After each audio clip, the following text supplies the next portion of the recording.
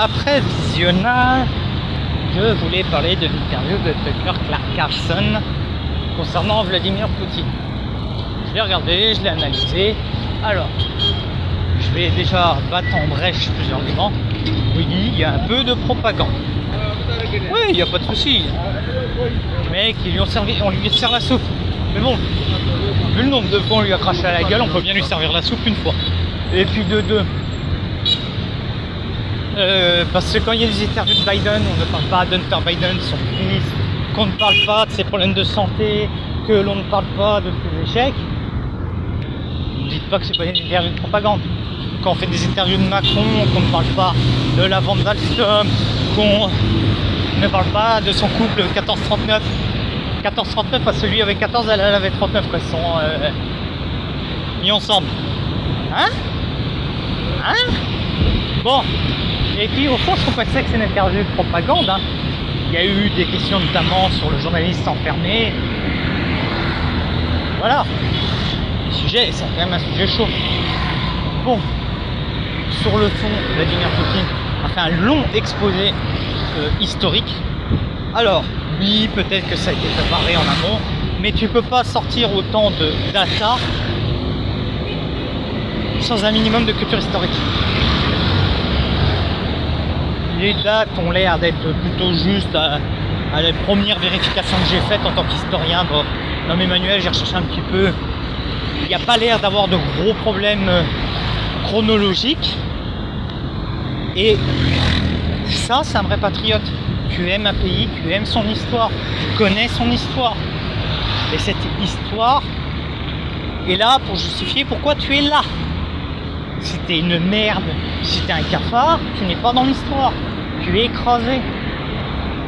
C'est pour ça que certains de nos hommes politiques de ces 50 dernières années n'ont aucune postérité parce que ce sont des cafards. Ok ?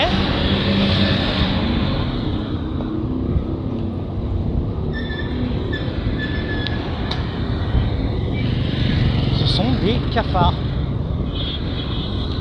Donc voilà. Je trouve très courageux ce qu'a fait Tucker Carlson. Je trouve encore très dommageable le comportement des médias occidentaux qui ont soit nié l'existence de cette interview, soit l'ont rangé dans la sphère des complotistes. Je pense qu'il est du devoir des journalistes d'interroger des gens, quelles que soient nos opinions et nos prises, pour offrir une pluralité des points de vue. Et c'est une des raisons pourquoi aujourd'hui le journalisme n'est plus cru en Occident, parce qu'ils n'ont plus ce courage intellectuel. Il faut avoir le courage intellectuel de se confronter à des choses que l'on ne maîtrise pas ou que l'on n'apprécie pas. J'ai beaucoup apprécié comment l'interview a été menée, c'est-à-dire des questions précises, on laisse le temps à la personne de répondre, il n'y a pas d'interruption, il n'y a pas de brouhaha comme il pourrait y avoir quand il y a des débats en France notamment, qui nuit à la réflexion. C'est une réflexion, ça prend du temps un peu. On pose une question, ok. Bon, j'introduis un petit peu, je réponds en partie à la chose dans l'introduction, et après je développe mon argumentaire avec une réflexion posée, calée, je cite des trucs et tout. J'ai énormément apprécié ça. J'aime bien avoir le temps de la réflexion, le temps de la discussion. C'est pour ça que j'aime bien regarder les pas contents avec ta Vivian, parce que on prend du temps, 1h30, 2h, oui c'est long, mais c'est ce qu'il faut pour poser la réflexion. Donc voilà. J'espère vraiment que cette interview va faire du bien, va rappeler à certains pourquoi ils font du journalisme. Ça va faire du bien, que ça va ouvrir des portes. Parce que le plus important, c'est d'ouvrir des portes, ouvrir des fenêtres dans l'esprit des gens. C'est ce qu'il faut malheureusement, c'est ouvrir des fenêtres dans l'esprit des gens. Il faut s'assurer de leur compréhension du monde. Et pour finir, tous ceux qui disent que c'est interview dangereux, complotiste et tout ça, vous insultez l'intelligence des gens, vous dites aux gens qu'ils seraient trop cons pour entendre un discours et faire la part du vrai et du faux. Et je pense pas que c'est en insultant les gens que vous allez réussir à faire avancer votre projet. Ça va même être contre-productif. Alors, le journaliste Tucker Carlson a... Carlson, je n'ai plus la prononciation exacte dans ma tête parce que au moment où tu tournais vidéo, toujours tu es en train de faire 40 milliards de choses en même temps et tu as 40 milliards de problèmes dans ta tête. Donc, a interviewé Vladimir Poutine. C'est un ancien journaliste de CNN qui a été viré pour des raisons idéologiques. Voilà. Donc, et cette interview a suscité énormément de critiques. Mais ces critiques ne sont pas étonnantes. Est-ce que durant la Première Guerre mondiale, vous avez eu beaucoup d'interviews de Guillaume II ou de l'empereur autrichien dans les médias anglo-saxons et francophones? La réponse est non. Est-ce que lors de la Seconde Guerre mondiale, vous avez beaucoup d'interviews de Roosevelt dans les médias américains? La réponse est non.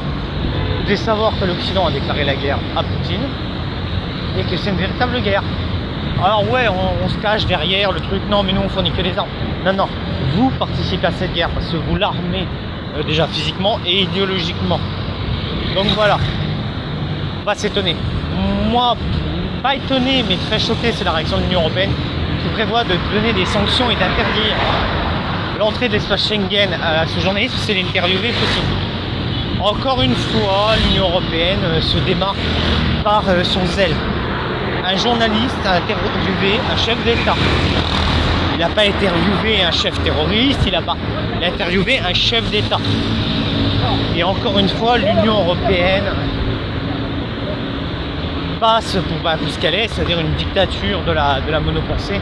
Et c'est très inquiétant, très emmerdant et très compliqué de la défendre maintenant, cette Union Européenne. Parce que si, pour éviter toutes les guerres, il faut qu'on soit tous miséreux comme tout et qu'on ferme nos gueules, c'est peut-être pas la meilleure des solutions. Honnêtement, c'est peut-être pas la meilleure des solutions. Après, il y a toujours la question aussi de l'éthique journalistique. On se plaint que les journalistes ne vont que dans un sens, mais oui, c'est un travail. Le journalisme, et de ça est très proche de l'histoire, c'est que c'est un travail intellectuel. Tu as des faits et des sources. Mais ces faits et ces sources ne te parlent pas pareil que si tu travailles dans un média affilié à un État, à une entreprise, quel que soit l'intérêt de l'entreprise, que tu sois plus ou moins avancé dans ta carrière, ne l'oublions pas. Ne l'oublions pas. Plus ou moins avancé dans ta carrière. Et oui, je suis sûr que tu prends des journalistes, ils ont traité un sujet, comment ils l'ont traité au début de leur carrière et comment ils le traiteraient peut-être au milieu ou à la fin de leur carrière est totalement différent. Malheureusement, le journaliste comme l'historien, dans son traitement, est prisonnier de son idéologie. Et c'est ce qui fait énormément de dégâts au monde journalistique parce que comme l'idéologie aujourd'hui est en train de dépasser le réel et est en train de devenir un nouveau réel, on va au-devant d'une catastrophe. Parce que quand l'idéologie dépasse le réel, ça veut dire que l'idéologie nie le réel. Le problème, c'est que quand tu nies trop le réel te revient à la gueule comme un boomerang. Tu peux avoir l'idéologie de croire à l'immortalité. Un jour, la mort t'attrapera. Voilà. Tu peux dire que l'homme est une construction sociale. C'est une idéologie. Le réel, le naturel, va te revenir à la gueule. Voilà. Il faut dire les choses telles qu'elles sont, malheureusement. Et donc ouais, et ça amène à une crise du journalisme, ça amène une crise de toutes les professions qui demandent à réfléchir. Parce que l'idéologie réfléchit à ta place là, et là c'est là où ça craint. C'est vrai que le monde journalistique actuel est une catastrophe. Honnêtement, si vous voulez vraiment être vraiment informé bien sur quelque chose, il va falloir vraiment prendre plusieurs sources, donc plusieurs journalistes, donc plusieurs idéologies, et à même faire une fusion par rapport à ça. Alors, le feu est au rouge, mais je m'inquiète toujours de traverser parce que il y en a certains, ils ne le respectent pas, le feu rouge.